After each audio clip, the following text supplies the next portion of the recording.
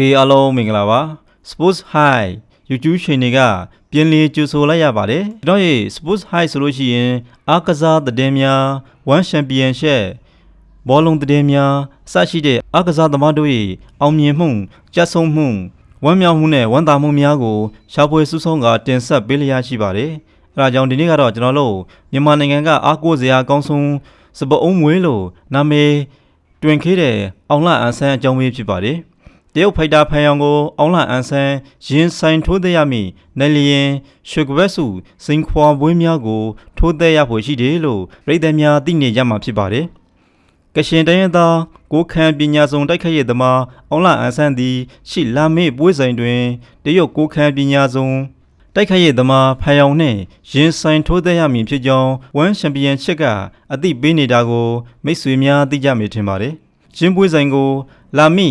မေလ9ရက်နေ့၌ကျင့်ပပြုလုပ်သောမည်ဖြစ်ကြောင်းကိုအားလုံးသိကြမှာထင်ပါတယ်။အောင်လအောင်ဆန်းသည်ဝမ်ချန်ပီယံရှစ်ပြိုင်ပွဲများတွင်၎င်းလက်လွှတ်ခေရသောချန်ပီယံရွှေကပတ်များကိုပြင်လေရယူနိုင်ရန်ကြိုးပမ်းနေရှင်းပင်ဖြစ်ပါတယ်။အောင်လအောင်ဆန်းနှင့်ဖန်ယောင်တို့မှအမေရိကန်ပြည်ထောင်စုတွင်ကျင့်ပရန်စီစဉ်ထားသောမက်ဒယ်ဝိတ်တန်အဖြစ်ထိုးသက်သောမည်ဖြစ်ပါတယ်။အောင်လအဆန်းနှင့်ဖန်ယောင်တို့သည်အစောပိုင်းကထိုင်နိုင်ငံတွင်ပြုလုပ်ကျင်းပသောပြိုင်ပွဲ၌တွေ့ဆုံချန်ပီယံစီဆိုင်ထားခဲ့ခြင်းဖြစ်ပါတယ်။သို့သောပြိုင်ပွဲထိုးသက်ရန်ဆေးရအလိုတွင်ဖန်ယောင်၌ကိုဘက်ကူးဆက်မှုကြောင့်စစ်တွေ့ရှိသည့်အတွက်ပြိုင်ပွဲများကျင်းပရေးကော်မတီက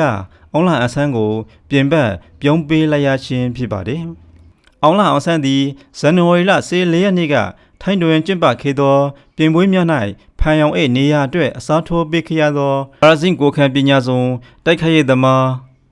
ဂီဘာဒိုဂက်ဘာအိုနဲ့ထိုးသက်ခဲ့ပါတယ်။ရင်းပွဲစဉ်ကိုပထမရှိ၌ပင်အလေးထိုးပြက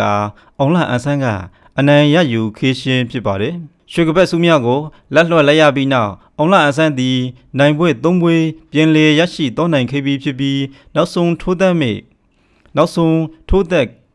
သက်ခေတဲ့ပွဲစဉ်နှစ်ခု၌ပြင်ပများကိုတရှိသေးဖြင့်အနိုင်ယူပွဲအဖြစ်ပြတ်သက်သည်များလည်းရှိထားပြီးသားဖြစ်ပါတယ်။တရုတ်ကိုခံပညာစုံတိုက်ခိုက်ရသမားဖန်ယောင်နှင့်ရှင်ပြင်းထိုးသက်ရမည့်ယခုပွဲစဉ်ကအောင်လအန်ဆန်းအတွက်အထူးအရေးကြီးသောပွဲစဉ်တပွဲဖြစ်နေပြီးဖန်ယောင်ကိုအနိုင်ရရှိခဲ့ပါကချန်ပီယံရွှေကပတ်စုကိုစင်ခွာပွဲအဖြစ်ထိုးသက်ရမည်ဖြစ်ကြောင်းအောင်လအန်ဆန်းကအခွင့်အရေးရရှိသောမှာဖြစ်ပါတယ်။ကျွန်တော်ရဲ့မိတ်ဆွေများအားလုံးအောင်လကိုနိုင်ပါစေလို့ဆုတောင်းမေတ္တာပို့သရင်အောင်လအောင်ပါစေအောင်လအောင်ပါစေအောင်လအောင်ပါစေလို့ကျွန်တော်တို့ဆုတောင်းလိုက်ရပါတယ်အားလုံးကျမ်းမာရှမ်းသာကြပါစေကျွန်တော်ရဲ့ Sports High ကိုအားပေးရှင်ဆိုရင်တော့ Subscribe လုပ်ပြီးတော့ Notification ခေါင်းလုံးလေးကိုတစ်ကြိမ်နှိပ်ပေးတော့ဖို့မိတ်ဆွေများကိုအသိပေးတိုက်တွန်းနှိုးဆော်လိုက်ရပါတယ်